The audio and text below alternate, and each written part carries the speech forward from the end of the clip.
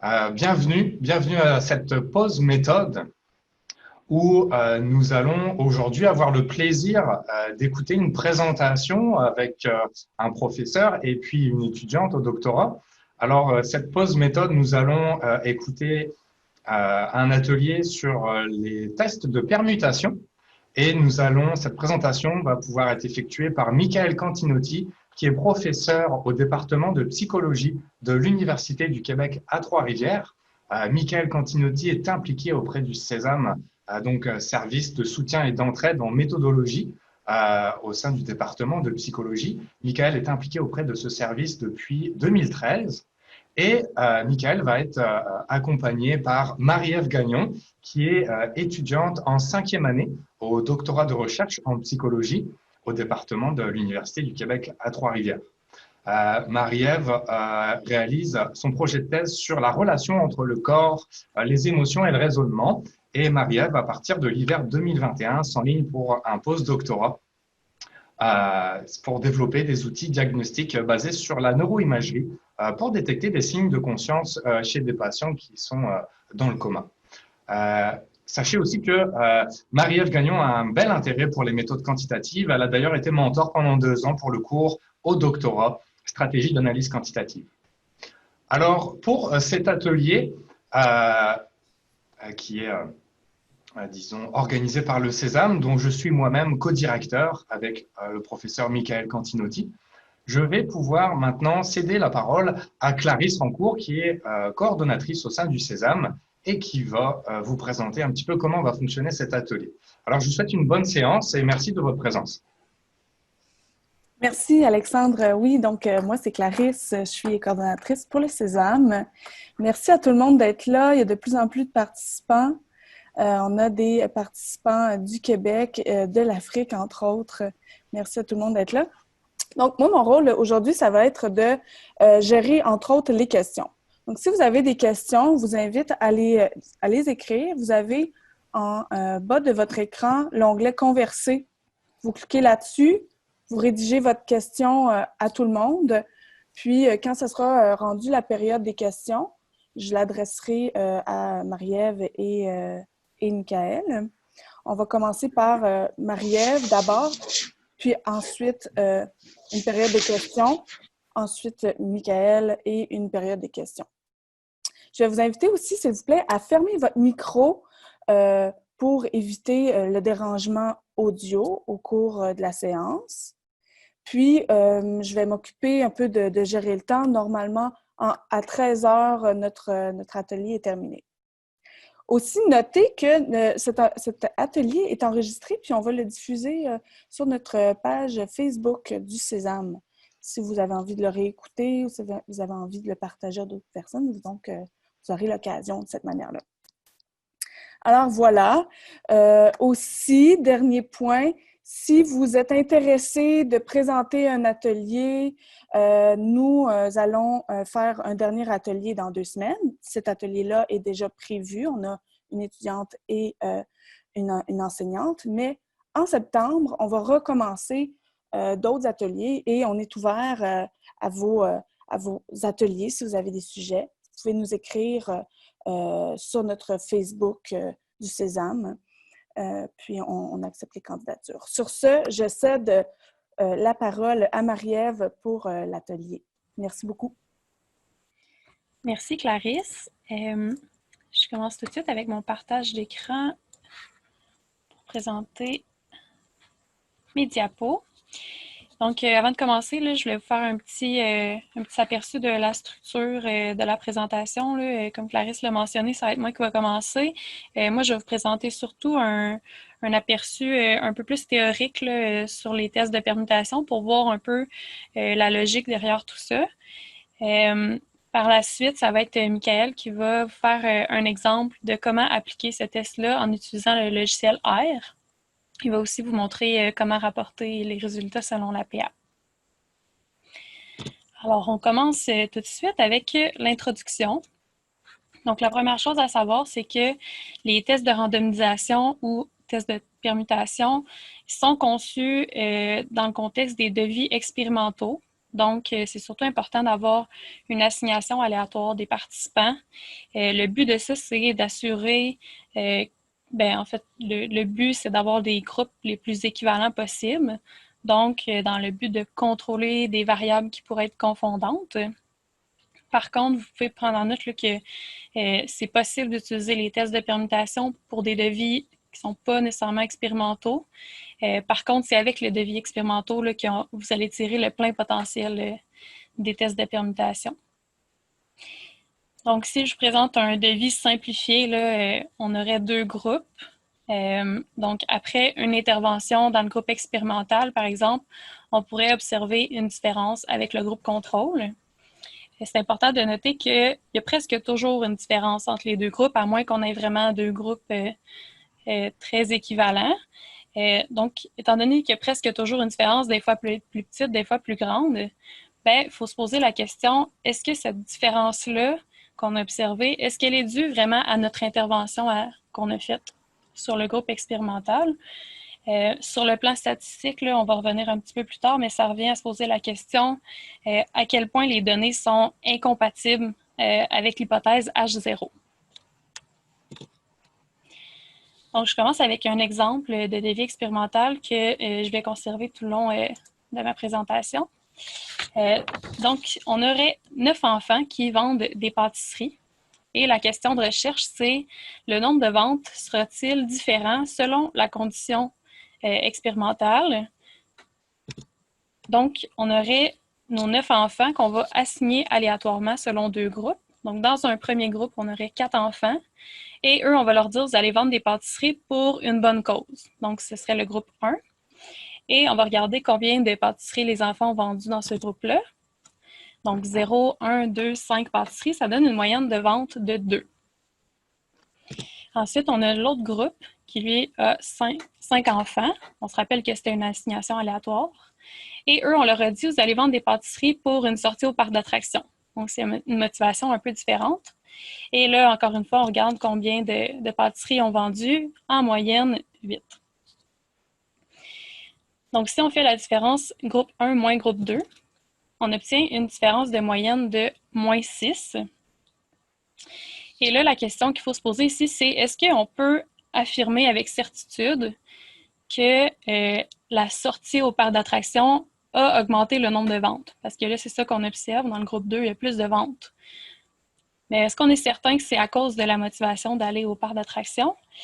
Ben non, on n'est pas certain encore parce qu'il y a plusieurs explications possibles pour cette différence de moyenne-là. Je vous en présente 2, les 2 principales. Donc, la première explication possible, c'est effectivement l'intervention qu'on a faite. Donc, on a dit à des participants du groupe 2, vous allez vendre des muffins pour le parc d'attractions et peut-être que ça a augmenté leur motivation, donc ça a augmenté leur nombre de ventes. Par contre, c'est aussi possible que la moyenne soit due à des fluctuations aléatoires de l'échantillonnage que je représente ici par un dé parce que ça fait un peu référence au hasard. Ce que je veux dire par là, c'est que c'est possible que quand j'ai fait mon assignation aléatoire de mes 9 enfants parmi mes 2 groupes, c'est possible que par le hasard, les meilleurs vendeurs se soient retrouvés dans le groupe 2. Donc, si c'est ça, ben, la moyenne peut être plus élevée sans que ça soit nécessairement dû à l'intervention, c'est-à-dire à la raison pour laquelle ils vendaient des pâtisseries. Donc, ça, c'est 2 explications possibles pour la différence de moyenne qu'on a observée. Et avec les tests statistiques, ben, on va essayer d'aller voir le niveau de probabilité de ces explications-là. Dans un vocabulaire statistique, là, les 2 explications, on les appelle H1 et H0.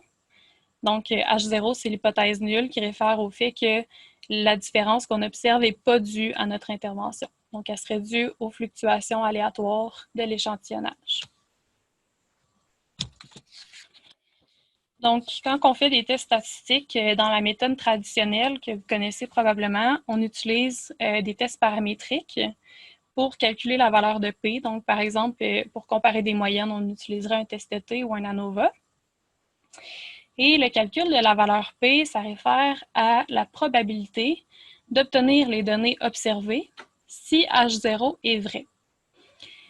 Et quand on est dans les tests paramétriques, le calcul de la valeur P, de cette probabilité-là, ça va être fait à partir d'une distribution théorique, donc par exemple à partir de la loi normale. Les limites pratiques de cette méthode-là, c'est qu'il y a des exigences, les conditions d'application qu'on appelle, bien, qui sont souvent peu réalistes. Donc, par exemple, ça demande une distribution normale. Par contre, dans le domaine de la santé ou des sciences sociales, ça arrive souvent que la distribution est plutôt asymétrique. La taille suffisante de l'échantillon aussi, c'est pas toujours possible. Et en plus, ça demande un échantillonnage aléatoire qui est très peu observé là, dans notre domaine. Nous, ce qu'on utilise souvent, par exemple, en psychologie, c'est surtout un échantillonnage de convenance, c'est-à-dire qu'on prend les participants qui sont disponibles et intéressés à participer. Donc, comme vous voyez, là, il y a des exigences pour les tests paramétriques qui ne sont pas souvent respectées. Puis, malgré ça, bien, on continue d'utiliser ces tests-là. Donc, malheureusement, ça va jouer, là, ça va diminuer la validité du test. Donc, aujourd'hui, on vous présente une méthode alternative à ces tests-là, qui est le test de randomisation ou de permutation. Donc, c'est aussi basé sur le calcul de la valeur P, qui est, encore une fois, qui réfère à la même chose, donc la probabilité d'obtenir les données observées si H0 est vrai. La différence, ça va être que cette fois-ci, le calcul va être fait à partir d'une distribution qui est créée par mimétisme de l'échantillon. Et c'est ça que je vais vous présenter là, dans les prochaines diapos, ce qu'on veut dire par mimétisme de l'échantillon. Les avantages de cette méthode-là, c'est que la seule exigence, c'est la notion d'échangeabilité. Donc, d'échangeabilité entre les échantillons quand H0 est vrai. Donc, l'idée, c'est qu'un participant aurait pu se retrouver autant dans le groupe 1 que dans le groupe 2, si H0 est vrai. Il y a aussi un enjeu des variances hétérogènes, mais ça, ce n'est pas aussi problématique là, pour tous les tests de permutation, pardon. Et ce qui est surtout intéressant, c'est que c'est une des meilleures alternatives pour les devis expérimentaux quand on sait que le respect des exigences des tests traditionnels est peu fréquent. Donc, c'est sûr que si vous avez, vous êtes capable de respecter toutes les exigences des tests paramétriques, bien, ça peut être bien de faire un test T ou un ANOVA. Par contre, dans l'optique où on ne respecte pas toujours ces exigences-là, la meilleure alternative, là, ça serait le test de randomisation ou de permutation.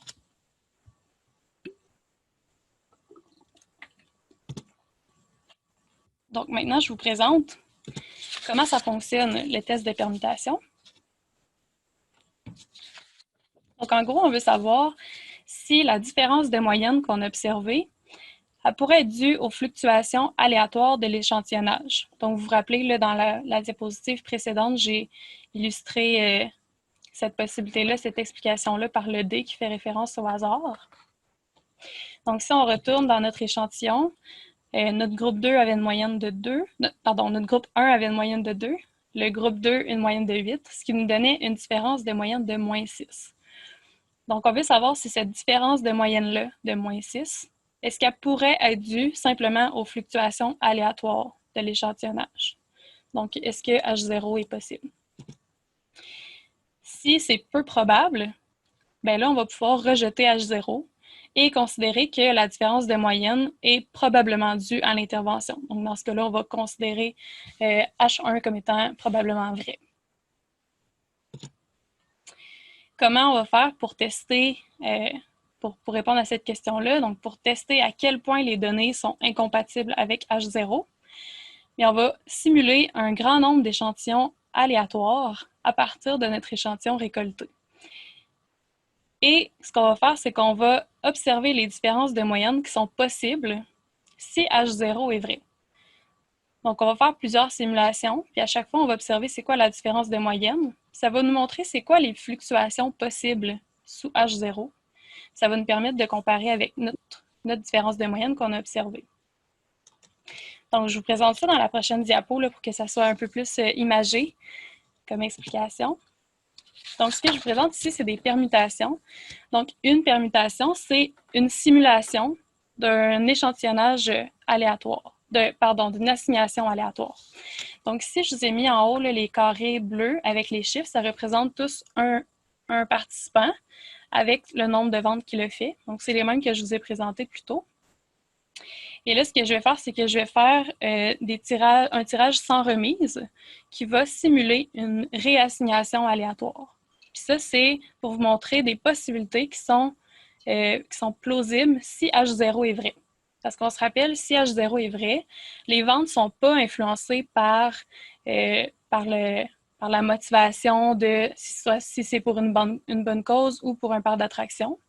Donc, c'est possible que chaque vente aurait pu se retrouver dans un groupe ou dans l'autre. Donc, une permutation, c'est une simulation d'une autre situation possible sous H0. Donc, je vous en présente une.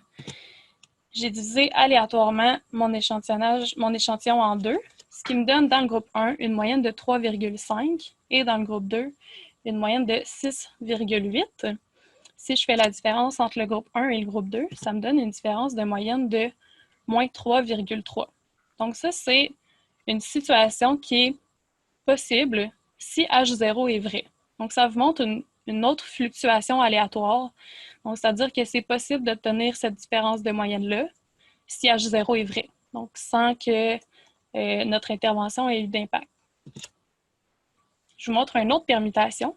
Donc c'est le même principe. Je refais un tirage sans remise et là j'observe mes nouvelles moyennes. Dans ce cas-ci, le groupe 1 a une moyenne de 8,25 ventes et le groupe 2, 3. Donc là, dans cette nouvelle permutation-là, c'est le groupe 1 qui a eu plus de ventes, ce qui est aussi possible. Et là, on fait la différence de moyenne qui nous donne 5,25. Donc encore une fois, c'est une permutation, donc c'est une situation qui est possible.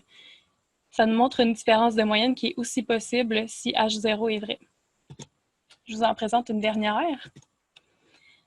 Dans celle-ci, on voit que les deux moyennes sont très similaires, donc 5,5 et 5,2, pour une différence de moyenne de 0,3. Donc, ça vous montre qu'ici, c'est possible aussi que par les fluctuations aléatoires, les deux moyennes soient très similaires. Donc, il n'y ait pas une grande différence de moyenne. Donc, tout ça, ça vous illustre à quel point si H0 est vrai, donc sans que notre intervention ait un impact, il peut y avoir des différences de moyenne. Puis ces différences-là vont varier d'un pôle positif à négatif, puis ils peuvent aussi être proches de 0. Avec l'échantillon qu'on a, nous, donc 9 enfants qu'on a divisés en un groupe de 4 et un groupe de 5, il y a 126 permutations qui sont possibles. Donc là, je vous en ai présenté 3. J'aurais pu répéter l'exercice plusieurs fois et à chaque fois prendre en note c'est quoi les différences de moyenne qui sont possibles. Comme ça me permet de voir toutes les fluctuations aléatoires qui sont possibles sous H0. Et là, je vous ai illustré ici dans l'histogramme exactement ce que je viens d'expliquer. Donc, avec le processus de permutation, ce qu'on peut faire, c'est répéter ce que je viens de vous montrer plusieurs fois. Donc, je peux faire les 126 permutations possibles et à chaque fois noter la différence de moyenne. Et là, ici, je vous mets les différences de moyenne là, sur l'axe des X. Donc, ça peut aller de moins 10 à 10. On fait toujours le groupe 1 moins le groupe 2. Et en montant là, sur l'axe des Y, c'est le nombre de permutations qui ont donné cette moyenne-là. Donc, par exemple, dans la colonne ici, on a les différences de 2 à 3. Et là, on voit que c'est cette différence de moyenne-là qui est le plus observée quand on fait les 126 permutations qui sont possibles. Cet histogramme-là va nous permettre de calculer la valeur P. Donc ici, on voit toutes les fluctuations qui sont possibles sous H0, toutes les différences de moyenne qui sont possibles. Comment on va calculer la valeur P? On se rappelle que la valeur P, c'est la probabilité d'obtenir les données observées si H0 est vrai. Donc, les données observées, c'est quoi? On va retourner dans notre échantillon. Donc, on avait une moyenne de 2, une moyenne de 8. Donc, notre donnée observée, ça serait une différence de moins 6. Donc, on va aller dans notre graphique, placer cette différence-là. Bon, je vais commencer avec le plus 6. En fait, là, comme on a une hypothèse bidirectionnelle, on va regarder les deux côtés. Donc, si on avait une différence de plus 6, on peut voir aussi dans notre graphique que ça se situerait ici. Et on peut regarder c'est quoi le pourcentage de données qui se situe pardon, je vais recommencer. C'est quoi le pourcentage des permutations qui donne une différence de moyenne aussi extrême que 6. Et là, on voit qu'ici, on a 1,58 % des permutations. Je peux faire la même chose avec le moins 6. Donc, je trace ma ligne de l'autre côté ici. Et il y a 2,70% de mes permutations qui donnent une différence de moyenne aussi extrême que moins 6. Et c'est exactement ça, le calcul de P. Vous voyez là, la probabilité d'obtenir les données observées si H0 est vrai. Donc, si vous avez une illustration dans l'histogramme de toutes les possibilités sous H0, et là, on peut voir c'est quoi la probabilité d'avoir notre moyenne à nous. Donc, en termes un peu plus techniques, quelle est la probabilité d'obtenir une différence de moyenne aussi extrême que moins 6 en absolu dans la distribution des permutations qui représente H0? Donc, on a simplement à additionner les deux pourcentages, ce qui nous donne un total de 4,28%. Donc, c'est ça la probabilité d'obtenir une différence de moyenne de plus 6 ou moins 6 si H0 est vrai. Et c'est exactement ça le calcul de P. Donc, ça nous donne un P est égal à 0,0428 en bilatéral. C'est certain que c'est un calcul approximatif, mais ça nous permet de choisir de rejeter H0 si on avait au départ établi notre alpha comme étant à 0,95. Donc, dans ce cas-ci, on peut rejeter H0 et conclure que H1 est probablement vrai. Donc, dire que notre différence de moins 6 est probablement due à notre intervention. Donc, en terminant, je vous fais un résumé de ce que je vous ai présenté. Donc, premièrement, on observe une différence entre nos deux groupes. On se pose la question, est-ce que la différence est attribuable à l'intervention ou à une fluctuation normale qui découle de l'échantillonnage aléatoire? Pour répondre à cette question-là, on produit empiriquement la distribution de tous les scores qui sont possibles sous H0. Donc, c'est l'histogramme que je vous ai présenté. Et on regarde c'est quoi la proportion des différences de moyenne qui est autant ou plus extrême que celle qu'on a observée dans notre échantillon initial. Et ça nous permet de calculer la valeur P. Et là, si cette proportion-là est suffisamment faible, par exemple, nous, on avait établi à l'avance que notre limite, c'était le 5%, eh bien là, on peut considérer que c'est peu plausible que la différence de moyenne soit due seulement à la fluctuation aléatoire de l'échantillonnage. Donc, on peut rejeter H0 et considérer que la différence de moyenne est probablement due à notre intervention. Donc, je serais prête à avoir les questions. Clarisse, si tu en as eu. Pour le moment, on n'a pas de questions. Si des personnes en ont, vous pouvez les écrire dans le chat ou même les adresser à l'oral si vous préférez. Pour le moment, on n'a pas de questions, mais j'en profiterai pour vous passer un sondage. C'est pour savoir, en fait, qui sont nos participants en ce moment, qui vous êtes. Donc, ça prend quelques secondes, c'est vraiment pas long, 2 minutes, puis on va vous partager en temps réel là, les résultats de ce sondage-là. Alors, vous pouvez le remplir maintenant. Merci. Si j'ai des questions, Marie-Ève, je te les adresse. Pour le moment, on n'en a pas. C'est tellement clair. Tout était tellement clair.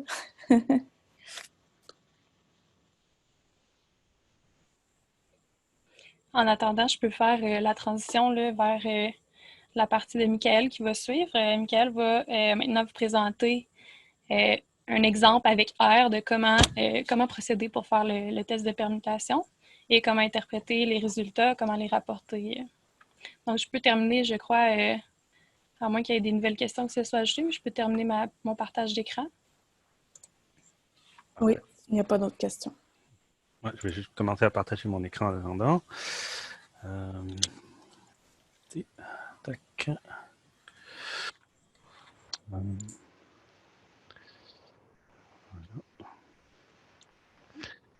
Est-ce que vous voyez mon écran? Oui? Oui. Ok, super. Oui.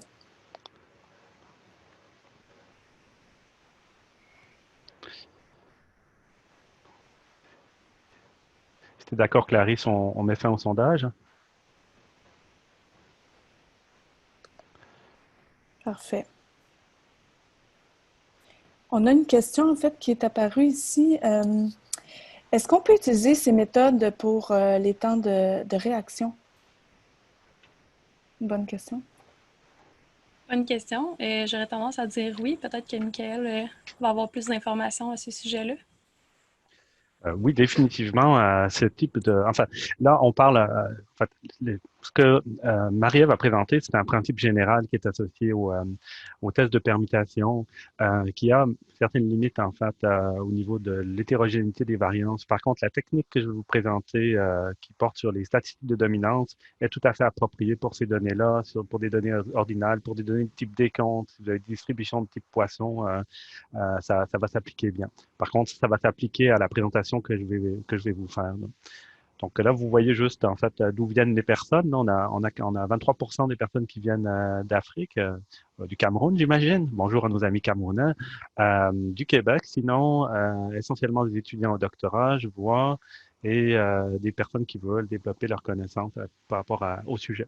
Donc, merci d'avoir répondu. Ça nous permet aussi d'orienter les ateliers pour nous améliorer d'une fois à l'autre. Alors, je continue avec ma partie. L'exemple que je vais vous présenter va concerner des données sur la douleur autorapportée à la suite d'une opération à l'épaule. C'est des données qui sont publiées ailleurs dans la littérature. Les références vont être mentionnées. On va toujours être dans la situation d'un groupe expérimental comparativement à un groupe contrôle. Par rapport à la syntaxe qui a été postée sur le Facebook, vous allez avoir la syntaxe pour faire un test dans une situation de groupe apparié et non apparié pour des raisons de temps. Moi, je vais me concentrer ici sur les groupes non appariés, donc des groupes indépendants. La syntaxe est à noter pour vous permettre aussi de la réutiliser, de l'appliquer à vos propres besoins en recherche. Donc, la fonction que nous allons voir ensemble s'appelle nPart-test, qui fait partie du module nParComp de R. R est un logiciel modulaire, donc vous pouvez avoir beaucoup de, si vous voulez, de techniques statistiques additionnelles comparativement à ce qui est fourni dans le module de base. R est entièrement gratuit. Et en juillet 2020, il y avait à peu près 16 000 modules de disponibles. Donc, si vous vous ennuyez tard le soir, enfin, vous pouvez bien entendu avoir accès à beaucoup de techniques statistiques. Bon. Alors, le principe pour le test que je vais vous présenter, c'est similaire à celui présenté par Marie-Ève, par contre, un petit peu différent dans son application. Marie-Ève s'était intéressée à la situation où on s'intéressait à comparer des moyennes, c'est-à-dire qu'on regardait la différence entre les moyennes de deux groupes indépendants, puis on situait cette différence-là, excusez-moi, on situait cette différence-là à l'intérieur de la distribution de permutation de l'ensemble des différences de moyenne, ce qui nous permettait de calculer une valeur P par rapport à l'hypothèse nu. Maintenant, imaginons qu'au lieu de se poser la question par rapport aux moyennes, on se pose la question en termes de dominance ou de supériorité d'un groupe par rapport à l'autre. Alors là, nous avons notre groupe expérimental qui a reçu une intervention pour gérer la douleur et un groupe contrôle qui ne l'a pas reçu. Les participants sont assignés aléatoirement à chacune de ces conditions. Imaginons que nous tirions un participant au hasard dans chacun des groupes.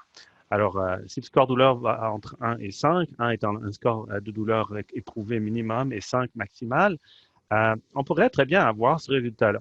Ici, on voit que ce sont les participants du groupe le participant du groupe contrôle qui a plus de douleur que le participant du groupe expérimental.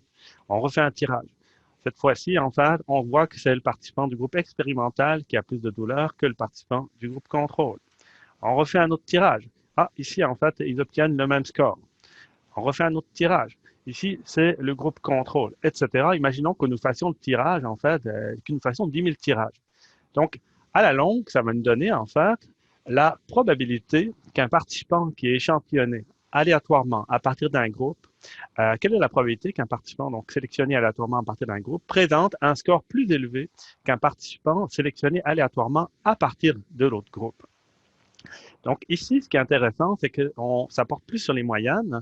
Puis là, je vais vous faire une illustration pour bien comprendre cette notion de dominance qui est une probabilité. On va prendre des situations un peu extrêmes. Alors en vert, nous avons notre groupe qui a reçu l'intervention. En rouge, le groupe contrôle. Ici, un score de douleur qui va de la gauche, score très faible à un score très élevé. D'après vous, en fait, quelle est la dominance du groupe contrôle par rapport au groupe expérimental ici? On pourrait dire qu'elle est totale puisque tous les participants du groupe contrôle ont un score de douleur plus élevé que les participants du groupe expérimental. Donc, ça serait une probabilité de supériorité qu'on va appeler A, je vais y revenir, en fait, qui serait de 100%. Donc, 100% des scores d'un groupe sont supérieurs au score de l'autre groupe. Situation inverse, on poserait toujours la même question. Quelle est la probabilité de dominance du groupe contrôle sur le groupe expérimental ici? tous les participants du groupe contrôle ont un score plus faible que ceux du groupe expérimental, clairement, la dominance du groupe contrôle, elle est de 0%. Donc, vous voyez, ça va entre 0 et 100%, cette probabilité. Et situation intermédiaire, ici, quelle est la probabilité de dominance ou de supériorité d'un participant du groupe contrôle sur le groupe expérimental? Ça chevauche, c'est assez similaire, c'est volontaire. 50%. Autrement dit, il y a une chance sur deux qu'un participant sélectionné aléatoirement à partir du groupe contrôle présente un score plus élevé qu'un participant sélectionné aléatoirement à partir du groupe expérimental. Donc, tout ça pour vous amener à comprendre que quand on fait un test de dominance stochastique ou de supériorité stochastique, euh, l'hypothèse nulle, qui est indiquée ici par H0 avec le petit p, pour simplement rappeler au lecteur qu'on a construit la distribution sous l'hypothèse nulle de façon avec un test de permutation. Lorsque la probabilité de supériorité A est égale à 0,5 ou 1,5, c'est dans le fond la situation où il n'y a pas de dominance entre les deux groupes, donc ça va être notre hypothèse nulle. Si on prend un test bidirectionnel à ce moment-là, quand cette probabilité-là va dévier de 0,5 ou de 0,5 ou de 50%, à ce moment-là, ça va être l'hypothèse alternative. Dans la littérature, ce qui est un peu plus, ce qui peut paraître un peu complexe quand on commence avec ce type de statistiques, c'est qu'elle comporte différents noms. On peut parler des fois de taille d'effet relative. Ça, c'est Konieczka et collègues qui utilisent cette terminologie-là. On peut parler de probabilité de supériorité. Grissom et Kim vont utiliser ce vocable. Les premiers à avoir développé sur le sujet, en fait, en proposant en fait un estimé qu'ils ont appelé A-chapeau. Le chapeau, c'est vraiment pour vous rappeler que c'est une estimation, en fait, hein, parce qu'on est avec un échantillon. Ce sont Varga et Delany. C'est pour ça que dans cette présentation, moi, je vais vous parler de probabilité de supériorité à chapeau. Parce que je trouve que la notion de supériorité est assez intuitive à comprendre. Par contre, on reviendrait à la terminologie des premiers auteurs qui l'ont proposé. Cette probabilité-là, quand on l'écrit, ça va donc être la probabilité qu'un score sélectionné à partir du deuxième groupe est une valeur plus élevée que la probabilité d'un score sélectionné à partir du premier groupe, en fait A et B. Et on tient compte également dans le calcul des scores égaux, ça peut arriver quand il y a des égalités. Pour ne pas perdre la puissance statistique, on ne va pas les mettre à la poubelle, ces scores égaux-là. On va simplement, quand il y a des scores égaux, assigner aléatoirement un des scores à un groupe ou à l'autre. C'est comme ça que le A-chapeau, en fait, est calculé. Donc, c'est un estimé qui varie entre 0 et 1 ou 0 et 100%. C'est intuitif, en fait, à saisir. Et c'est un estimé non paramétrique qui s'applique autant avec des données d'intervalle, de ratio, ordinal ou des données de type décompte. Ce qui est important à considérer, par contre, parce que souvent, les gens vont se dire « Ah, mais moi, je vais avec le test paramétrique, puis on verra bien qu'une fois que j'aurai collecté mes données. » Bon, ça peut être un enjeu de procéder ainsi. Ceci dit, c'est quand même une façon de faire qui est assez courante en psychologie. Puis, on se rend compte, au moment où on a collecté nos données, catastrophe, les distributions sont très asymétriques, on a une distribution de poissons, bref, là. On va changer de test statistique et voilà, il n'y en a pas de problème. Ben, si, il y en a un problème, parce que quand vous changez de test statistique, vous changez aussi vos hypothèses statistiques et vous changez aussi de façon plus ou moins subtile vos questions de recherche. Donc ici, les conclusions du test ne porteront pas sur la tendance centrale, ou du moins, pas forcément, parce que si vous avez en fait une distribution qui est normale avec des variances sont égales entre les deux groupes, là, vous pouvez prendre le test de dominance, il va converger avec le résultat du test T standard, en fait. Par contre, quand ce n'est pas le cas, et c'est quand même assez souvent le cas, ben, les conclusions ne porteront pas forcément sur la tendance centrale. Donc, l'enjeu que vous pourriez avoir, c'est quand vous rapportez ces résultats-là et vous voulez présenter des statistiques descriptives pour que le lecteur comprenne votre échantillon, qu'est-ce que vous allez utiliser si le test ne porte pas sur la moyenne ni sur la médiane? Alors, je laisse flotter ça quelques instants. Je vais y revenir tantôt avec une proposition. Alors, sans plus tarder, on va passer à l'exemple. Ici, dans le fond, vous avez les références dont sont tirées les données.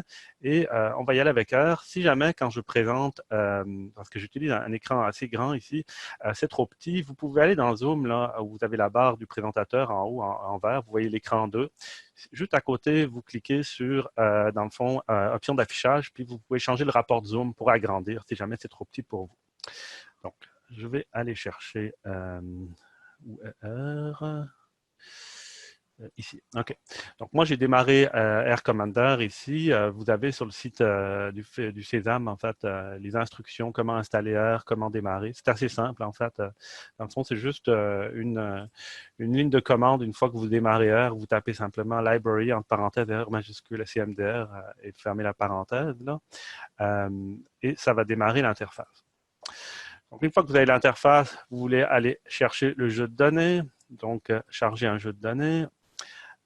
Et là, on va prendre les données pour le devis indépendant. On peut visualiser les données. Est-ce que vous voyez bien, en fait, les données? Oui, parfait. Donc, on a 2 groupes, expérimental et contrôle, 14 participants dans un groupe, 11 dans l'autre, et les scores de douleur, tout simplement. En parenthèse, Air Commander, c'est une interface qui a été conçue pour l'apprentissage des statistiques. C'est pratique quand vous ne connaissez pas forcément les fonctions d'Air, vous commencez. C'est très bien fait. Par contre, si vous voulez faire un usage plus professionnel de Air, je vous conseille d'utiliser plutôt le programme gratuit Air Studio. Mais pour aujourd'hui, Air Commander faisait l'affaire. Ensuite, ce qu'on va faire, c'est qu'on va charger une syntaxe parce que le texte que vous propose, malheureusement, il n'est pas disponible par les menus. Par contre, vous allez voir, avec la syntaxe commentée, ça devrait être relativement simple pour vous de l'utiliser, même si vous n'êtes pas familier avec la syntaxe R. Donc ici, on va prendre la syntaxe pour ce test. Bon, voilà. Donc, j'ai commenté, j'ai mis les sources, les références, si jamais vous avez besoin d'approfondir, en fait. Quelque chose qu'on pourrait faire tout d'abord pour bien comprendre les données, c'est faire simplement d'aller voir, en fait, au niveau des statistiques descriptives. Alors là, je n'ai pas chargé le jeu de données, ou bien, attendez voir là. Traitement. Ah, excusez-moi, comme d'habitude, avec Air Commander, c'est un peu ça. Des fois, en fait, il a tendance à bugger. Donc, je vais le fermer puis le rouvrir.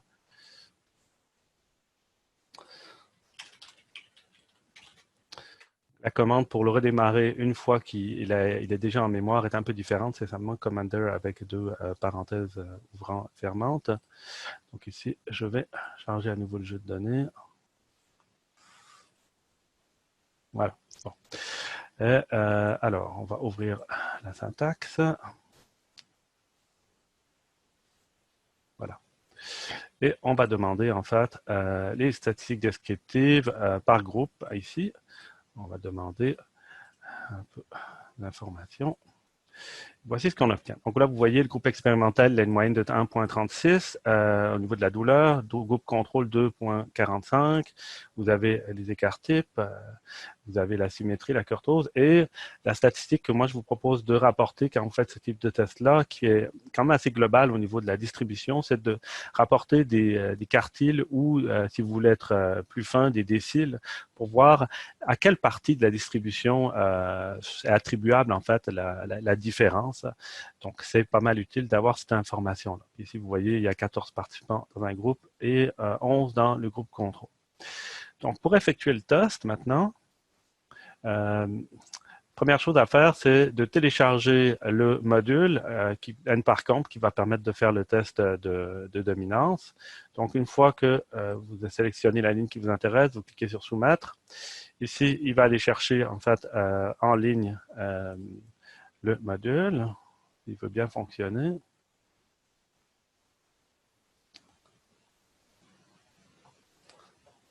Bon, étrange là. Normalement, en fait, vous allez avoir l'installation du package qui est indiqué ici. J'espère que le type qui coupe la haie à côté n'a pas coupé la connexion Internet, mais puisque vous êtes toujours là, j'ai l'impression que non. Ah, c'est pas simplement parce que j'avais déjà roulé le package, donc il était en utilisation, donc il n'a pas réinstallé une deuxième fois. Si vous faites, vous, la commande, par contre, il va vous demander quel serveur utiliser pour faire l'installation, et ensuite, il va l'installer. Donc, une fois que ça c'est fait, on va prendre la syntaxe qui va permettre de réaliser l'analyse. Donc, il faut indiquer au logiciel quelle est la variable dépendante, quelle est la variable indépendante, la table de données qui est en mémoire ici, l'intervalle de confiance, vous pouvez modifier ça, vous pouvez mettre 99% si vous voulez, moi j'ai mis 95%. Ici, je vais sélectionner un test de permutation studentisée. Le nombre de permutations, on va y revenir, et si vous voulez effectuer un test bidirectionnel ou unidirectionnel. Donc là, je vais réaliser l'analyse, et voici le résultat. Donc, vous voyez ici, dans la partie basse de l'écran, bon, vous avez 3 lignes. Vous avez ID, logit et probit. Logit et probit, je ne vais pas m'y intéresser ici, c'est simplement des transformations qui permettent de stabiliser la variance. Dans le cadre de ce test de permutation ici, ça ne génère pas de grandes différences. Donc, on va simplement prendre la ligne ID qui prend les données brutes, en fait, pour faire l'analyse.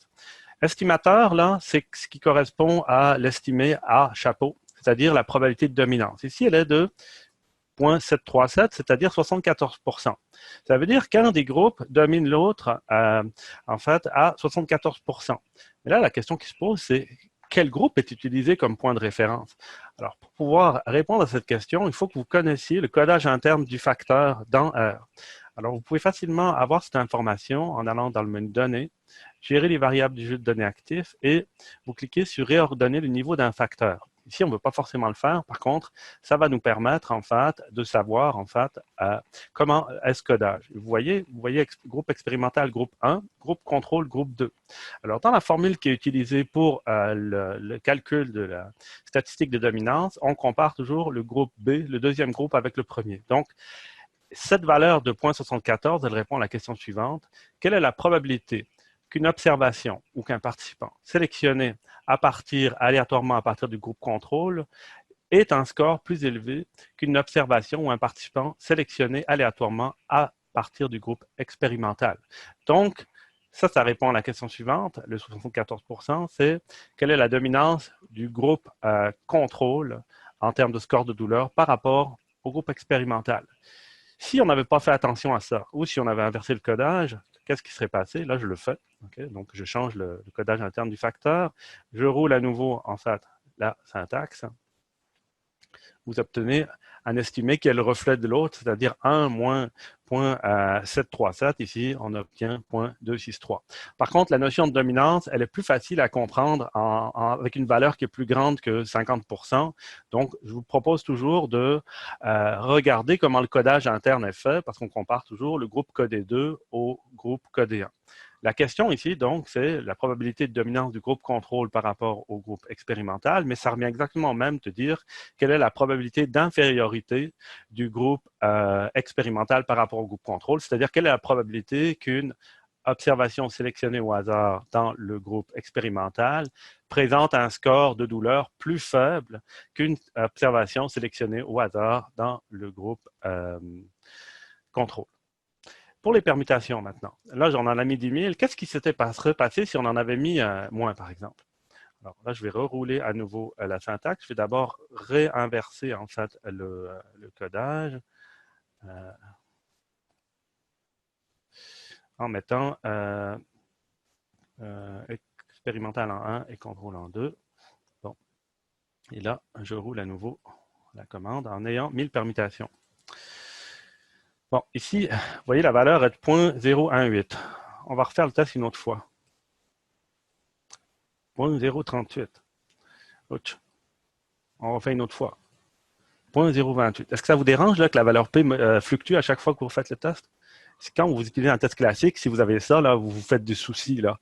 Vous vous dites, est-ce que mon processeur fonctionne bien, j'ai des puces qui sautent, ou moi-même, est-ce que je suis sous l'influence de substances? Bon. Pourquoi ça varie d'une fois à l'autre?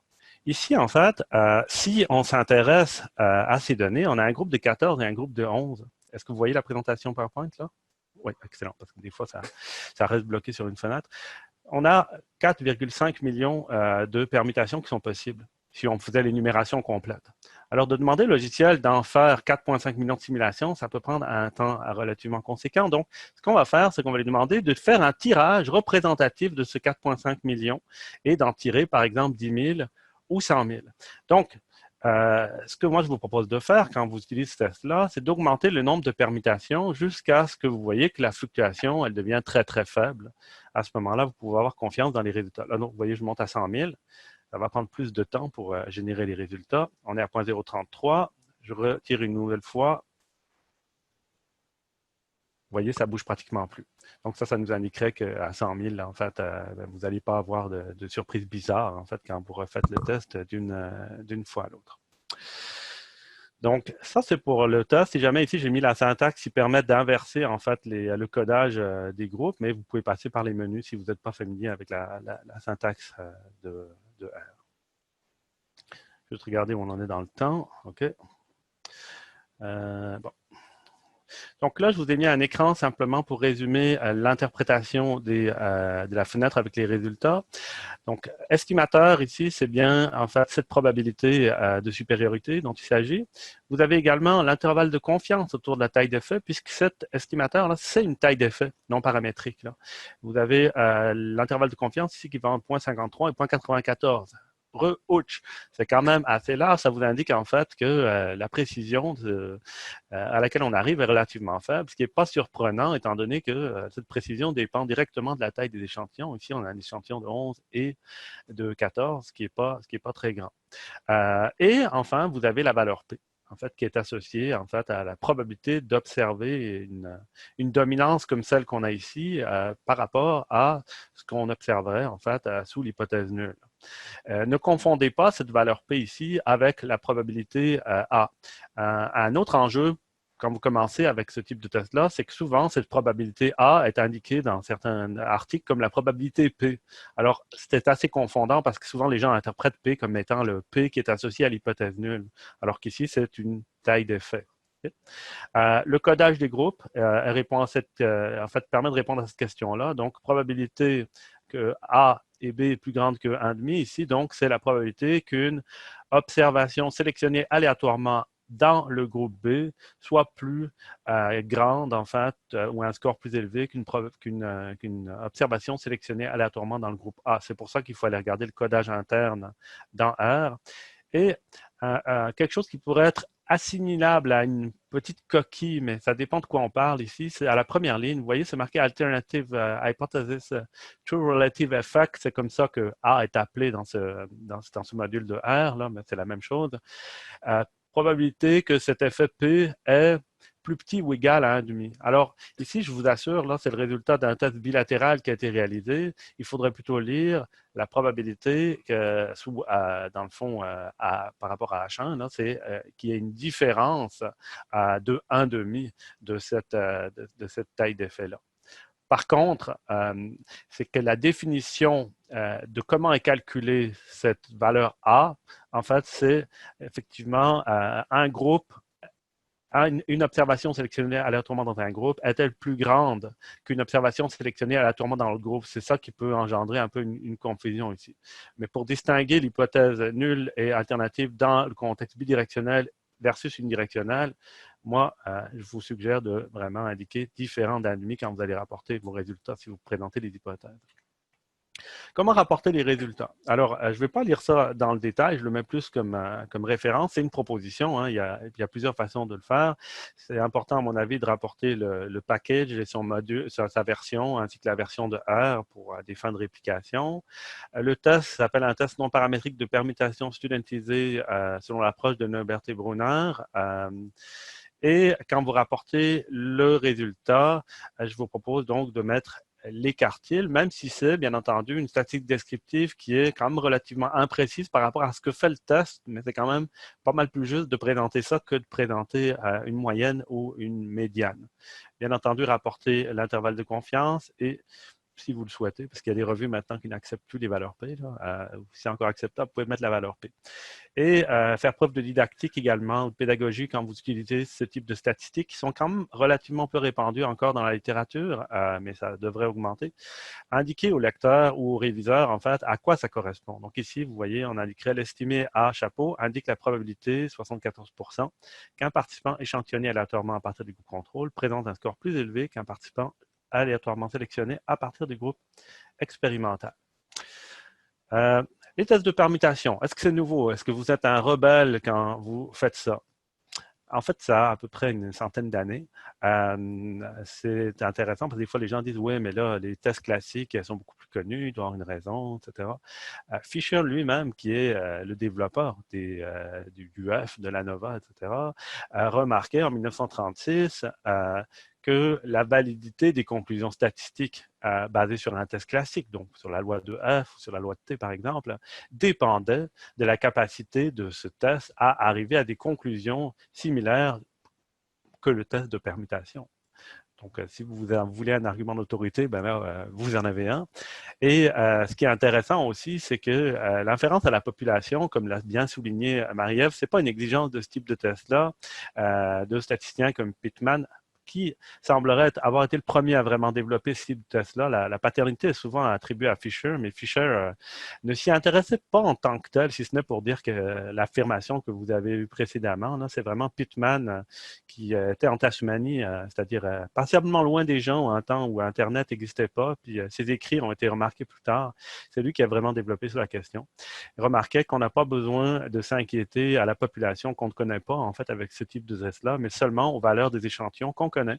Et Welch lui-même s'est intéressé à ce type de test-là et a aussi fait du développement, parlait d'inférence statistique seulement à la situation particulière, c'est-à-dire les groupes qui étaient constitués ou concernés par l'expérience.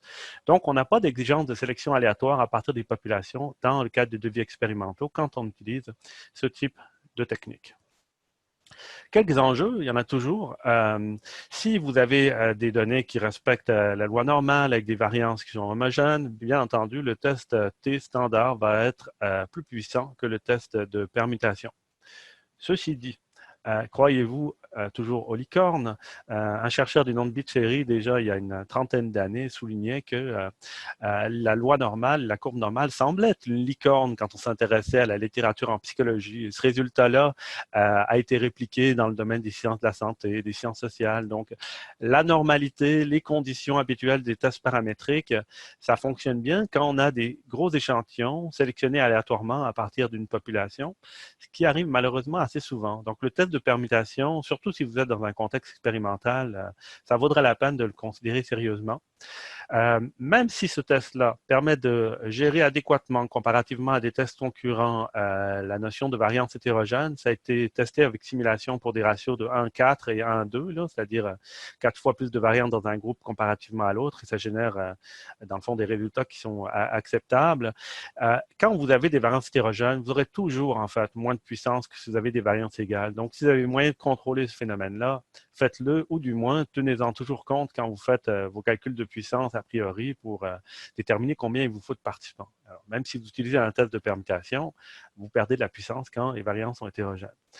Bon, je l'ai mentionné, les lecteurs et les réviseurs sont souvent un peu familiers avec cette technique, donc il faut faire preuve d'un peu de pédagogie pour expliquer ce dont il s'agit si vous publiez avec cette technique-là.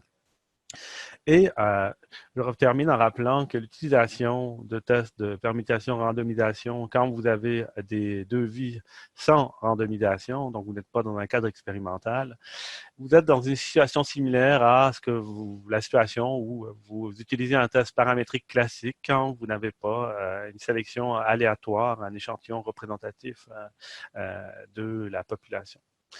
Donc, ça termine la présentation. Maintenant, ça va nous faire plaisir, Marie-Ève et moi, de répondre à des questions, si vous en avez, en direct. Là. Je ne sais pas, Clarisse, si tu avais des questions qui étaient apparues dans le chat. Oui, merci, Michael. On a deux questions. J'en ai une ici que je vais vous adresser, puis la seconde, c'est un auditeur qui peut la formuler à l'oral, je pense. Alors, première question. Question difficile, paraîtrait-il. Est-ce qu'il y a moyen d'injecter des a priori dans le calcul du P pour faire un peu du bayésien? Alors, les statistiques bayésiennes, ça, c'est quelque chose qui je suis moins familier avec. Malheureusement, là, je ne peux pas y répondre, en fait, à cette question-là. Pas de problème. Puis, je pense qu'on avait une seconde question. Est-ce que c'est toujours le cas, Sylvain? Oui, ben en fait, c'est deux questions qui ont été, la première partiellement répondue par Michael, mais elle s'adresse aux deux quand même. Ça demeure dans le monde du non paramétrique, et étant un expérimental absolutiste, Malicorne, c'est plus l'échantillon décrit de manière positive que l'idée d'une population à propos de laquelle je m'intéresse en fait. J'ai trouvé très intéressant la présentation, puis en fait, je le vois comme une alternative pour moi un peu plus intéressante que le Man Whitney ou le Wilcoxon dans les cas où j'ai des difficultés avec ma distribution, mais surtout pour des mesures continues, je me verrais mal l'utiliser à la place du bon vieux test de T dans une perspective de test d'hypothèse classique en méthodologie expérimentale. Mon autre question, par contre, qui est pratique, puis ça peut être pour Marie-Ève ou Michael, peu importe, c'est pour la question d'une approche unicodale qui est parfois utile, surtout dans une perspective exploratoire, mais comme Marie-Ève l'a montré peut-être plus clairement avec moins de données que Michael, les proportions à gauche et à droite d'une distribution permutée ne sont pas nécessairement les mêmes. Donc, est-ce que R, quand il ne plante pas, nous permet de savoir la proportion de choses qui sont en dessous et séparément au-dessus d'une distribution équitable? Je vais prendre la question, là. Si j'ai bien compris, en fait, tu veux déterminer, en fait, quelles sont les proportions au-delà des seuils, en fait, avec les tests de permutation, c'est ça? Oui, pour pouvoir faire une interprétation unicodale lorsqu'appropriée. Ah, tu veux dire, si on prend un test, une version, par exemple, unilatérale du test, c'est ça? Exact. Puis c'est peut-être plus approprié pour l'exemple de Marie-Ève, qui avait un très petit nombre d'enfants qui voulaient aller soit à la ronde ou être généreux. Il y a tout à fait. Eh ben, en fait, l'exemple de Marie-Ève, c'était vraiment une façon de calculer la valeur P qui était, on va dire, relativement intuitive, en fait, qui correspond pas à on va dire, au meilleur standard. Si on faisait une recherche, on procéderait peut-être pas de cette façon-là pour calculer la valeur P, puisqu'il y a différentes corrections qui est possible d'implanter là pour faire un test de permutation, surtout dans le contexte où, dans l'exemple de Marie-Ève, il y avait des variances qui étaient clairement inégales entre les groupes. Vous avez vu, il y avait un score de 16 là, et c'est sûr que quand on fait le test avec la façon un peu intuitive, en fait, c'est simplement une boucle DOIF, en fait, qui permet de calculer, en fait, le nombre de scores qui sont au-delà on va dire, qui vont au-delà, en fait, de la différence de moyenne observée. Le problème qu'on a, c'est que ce type de test de permutation-là reste sensible, en fait, aux variances qui sont inégales. C'est-à-dire que la valeur P est entachée. La question, en fait, ne portera pas uniquement sur la différence de localisation entre les deux distributions, mais porte également sur les différences de variance entre les groupes. C'est un peu, quand tu faisais référence tantôt au test, mettons, de Mann-Whitney, que les gens prennent souvent comme alternative au test T quand les distributions ne sont pas normales. Le problème qu'on a, c'est que quand les variances sont hétérogènes entre les groupes, les conclusions du test de Mann-Whitney ne portent pas juste sur la localisation que les gens pensent souvent que c'est la médiane, sur la médiane que porte le test de Mann-Whitney. Or, il porte sur la médiane uniquement quand les deux distributions ont des formes qui sont identiques, ce qui est pratiquement jamais le cas. Donc, quand on veut avoir une valeur P qui est calculée correctement, ben, il faut tenir compte, on va dire, il faut procéder différemment. Dans le cadre du test de dominance que je vous ai présenté tantôt, là, je vais juste repartager mon écran. Les scores, en fait, c'est l'article qui présente en fait la technique. Les scores, en fait, originaux sont transformés en rangs. Et les variances, en fait, dans chacun des groupes sont également obtenues à partir des rangs moyens et des N, ce qui permet de gérer ce problème-là, en fait, des variances égales, en plus d'avoir, en fait, un test de permutation qui est utilisé dessus. Par contre, il n'y a aucun problème, en fait, pour utiliser une variante non paramétrique de ce type de test-là. Je vais vous montrer simplement comment le faire. C'est vraiment très simple. Là, si on reprend, en fait, R ici, donc, à la place de two-sided, on indiquerait simplement ici less. Et là, il faut faire attention quand on indique ls parce que le groupe de référence n'est pas le même en fait. Ici, le groupe de référence devient le premier groupe. C'est comme ça que R fonctionne quand il fait le test en termes unidirectionnels. Donc ici, ça répondrait à la question si on a un codage. On va juste regarder comment ça a été codé. Réordonner les niveaux d'un facteur. Pas bien se rappeler. C'est le groupe expérimental qui est présumé comme étant inférieur en termes de douleur que le groupe contrôle, ce qui est bien ce qu'on veut faire ici. Là. Okay? Donc, ce que je vais faire, c'est que je vais rerouler exactement le même modèle, mais avec un test unidirectionnel. Et là, vous voyez, effectivement, la valeur P est coupée à peu près, ou exactement par 2, en fait, là, avec 100 000 permutations. Donc, il est tout à fait possible de faire un test unilatéral. Est-ce que ça répond à la question? Ah oui, mais étant donné que les permutations sont un peu arbitraires, est-ce qu'il est possible de le faire les deux en même temps pour voir effectivement pour une distribution de données si on a en moyenne l'aspect moitié de la probabilité pour moins ou plus? Ah, parce que la C'est-à-dire, distribution comparée n'avait pas la même forme, c'est-à-dire avec une donnée extrême, c'est ça?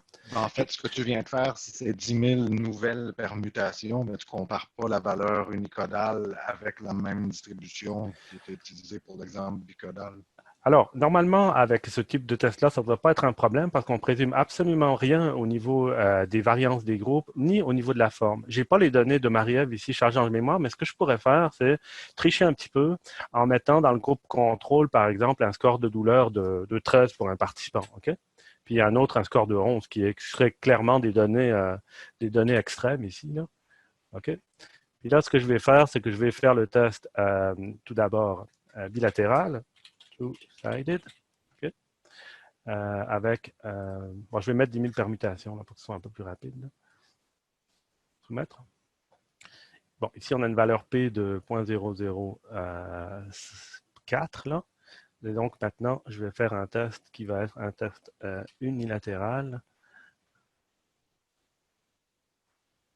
Ah, je me suis trompé là, parce que le codage est dans l'autre sens. Donc, reader 0.02.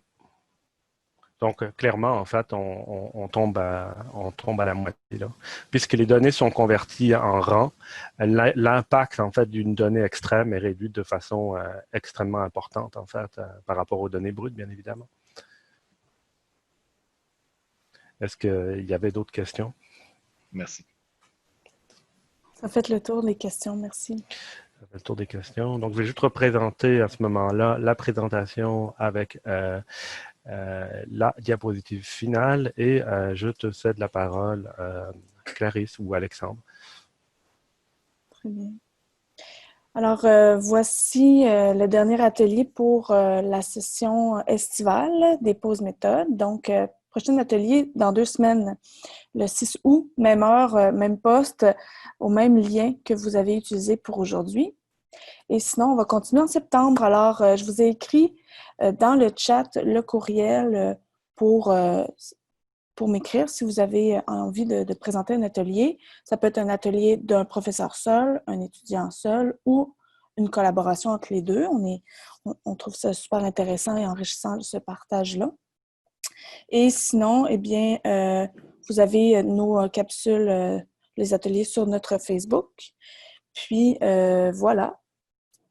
Est-ce que Alexandre ou Michael, vous vouliez terminer? Je vous remercie à tout le monde d'avoir été là aujourd'hui. Merci beaucoup, Michael et Marie-Ève, d'avoir présenté le test de permutation qui est vraiment utile et pertinent pour plusieurs.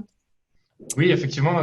Merci, Clarisse, pour tes mots. Et puis, merci à tous de votre présence. Merci beaucoup, Marie-Ève et Michael, pour cette présentation fort utile. Je pense que je vais réorienter certains de mes tests. Et puis, écoutez, je vous dis à tous à dans 2 semaines, même heure, même lien. À bientôt.